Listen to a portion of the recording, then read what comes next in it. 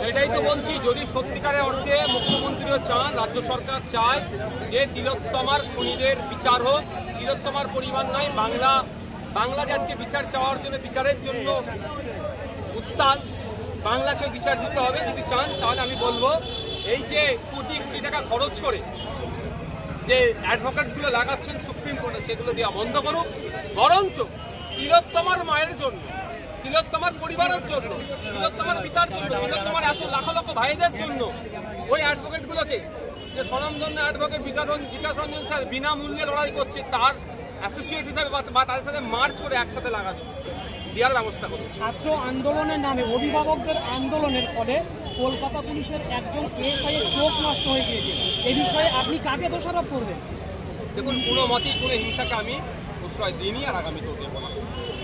এবার যে ঘটনা ঘটেছে, একজনের চোখ নষ্ট হচ্ছে, এটাও আপনাদের বলে রাখি, পুলিশের মারে 21শে জানুয়ারি 2022 সালে আমাদের ছেলের পায়ের হাড় ভেঙে গিয়েছিল, পা ভেঙে দিয়েছিল।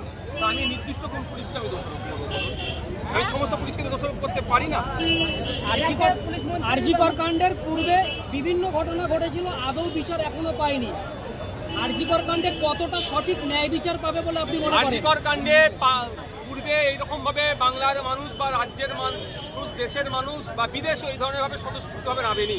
এই স্বতঃস্ফূর্ততা যদি থাকে, বিচার দ্রুত পাবে, এবং রাজ্য সরকার যদি সিবিআইকে সহযোগিতা করে দ্রুত বিচার করবে। রাজ্যের পুলিশ মন্ত্রী এবং মুখ্যমন্ত্রী তিনি এক প্রকারে জুনিয়র ডাক্তারদেরকে হুঁশিয়ারি দিয়েছে, কি বলবেন? দেখুন, আমি আদর কথাই বলবো, যদি ওনার সৎ সাহস থেকে কোনো একজন জুনিয়র ডাক্তারের নামে এফআইআর করে দেখান। ভাইজান বলছেন আরজিকরের বিচার চাইতে গেলে দিল্লি যেতে হবে, পশ্চিমবাংলা বিচার আন্দোলন করা যাবে। দেখুন, উনি অনেক কথা বলবেন, ইতিপূর্বে নকুল শর্মানি অনেক বাজে মন্তব্য এই ধরনের করেছিল। কোথায় বিচার চাইবার জন্য আন্দোলন করতে হবে, মুখ্যমন্ত্রী আমাদের ডাইরেকশন দেবে না, ওনার প্রয়োজন নেই। আমরা যথেষ্ট আইন সম্পর্কে বুঝি, কোথায় চিৎকার করতে হবে না করতে হবে আমরা বুঝে নেব। মুখ্যমন্ত্রী যদি সদিচ্ছা থাকে, ওনাদের বলুন যে কামদুনির ঘটনা কি হলো, সেটা দিল্লির হাতে এখন নাই, সিবিআইয়ের হাতে নাই। আপনার পাকিস্তানের ঘটনায় কি হলো, সেটা তখন সিবিআইয়ের হাতে নাই। এর জবাবগুলো জানতো। ভাইজান, বাংলার জনগণ বিচার চাইছে মমতা বন্দ্যোপাধ্যায়ের কাছে, তিনিও রাস্তায় বিচার চাইছে, তাহলে জনগণ কার কাছে বিচার চাইছে? একটা কথা বলবো, চোর মাচায় চোর একটা আমাদের সিনেমা আছে না, ওখানে এরকম এই যে বলছেন অনেকটা বিস্তারিত দিয়ে। ভাইজান, আবু সিদ্দিক আনিসকার মারা গেল, এই নিয়ে কিন্তু আমাদের রাজ্য সরকার এবং রাজ্য যে বিরোধী নেতারা আছে, টিএমসি সরকার, তার নেতৃত্বরা এবং তার নেতারা এখনো অবধি মুখ খুললো না। এই আরজিকর মামলা নিয়ে নেতারা মুখ খুললো, এটা কি ভয় পাচ্ছে তাহলে? দেখুন, আমি একটা কথা বলি, কে কার জন্য মুখ খুলেনি বলে আমাকে বসে থাকতে হবে এরকম ব্যাপার না।